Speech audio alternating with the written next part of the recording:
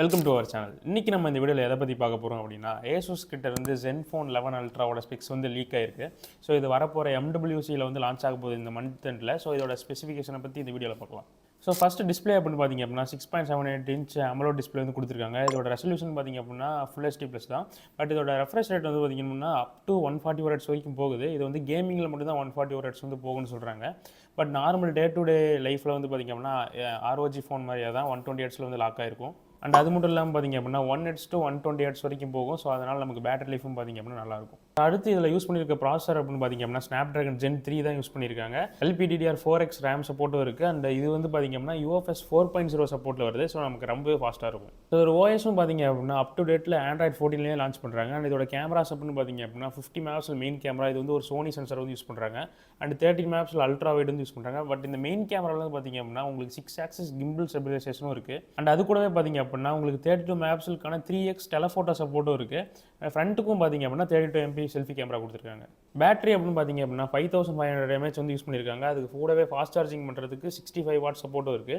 So and wireless சார்ஜிங்கும் பார்த்திங்க அப்படின்னா 15 வாட்ஸ்க்கான support வந்து தராங்க. உங்களுக்கு வந்து டியூவல் ஸ்பீக்கர்ஸ் வந்து கிடைக்குது, NFC கிடைக்கும். அதுக்கப்புறம் பார்த்திங்க அப்படின்னா உங்களுக்கு எந்த ஃபோன்லையும் இல்லாத அந்த 3.5 ஜாக்கும் பார்த்திங்க அப்படின்னா இதில் உங்களுக்கு அவைலபிளாக இருக்கும். அண்ட் இது லான்ச் ஆகிற கலர்ஸ் வந்து பார்த்திங்க அப்படின்னா 5 கலர். ஒன்று வந்து பார்த்திங்க அப்படின்னா green, orange, black, grey and blue. So இந்த 5 கலரில் வந்து லான்ச் ஆகுது. ஸோ ROG மாதிரி லிமிட்டடான கலர்ஸ் வந்து வேரியன்ட் வந்து இல்லாமல் அதில் நிறைய கலர் வந்து ஆஃபர் பண்ணுறாங்க. ஸோ இது எந்த ஃபோன் கேட்டிங்க அப்படின்னா இப்போ ரீசெண்டாக லான்ச் ஆச்சு இல்லையா ROG 8 அதே ஃபோனு தான். பட் அதில் வந்து கொஞ்சம் டவுன் கிரேட் பண்ணி Asus Zenfone 11 Ultra லான்ச் பண்ண போகிறாங்க.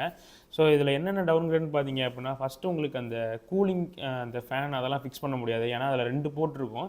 ஸோ அந்த போர்ட் வந்து பார்த்திங்க அப்படின்னா அதில் வந்து எடுத்துருவாங்க. அண்ட் அதுக்கப்புறம் இருக்கிறது வந்து பார்த்திங்க அப்படின்னா மெயினாக அந்த கேமிங் ட்ரிகர்ஸ் வந்து உங்களுக்கு இதில் வந்து ஒர்க் ஆகாது. அப்புறமேட்டு கடைசியாக பார்த்திங்க அப்படின்னா உங்களுக்கு அந்த ROG இன்டர்ஃபேஸ் வந்து உங்களுக்கு கிடைக்காது. இதில் வந்து நார்மலான ஸ்டாக் ஆண்ட்ராய்டு இன்டர்ஃபேஸ் தான் கிடைக்கும்.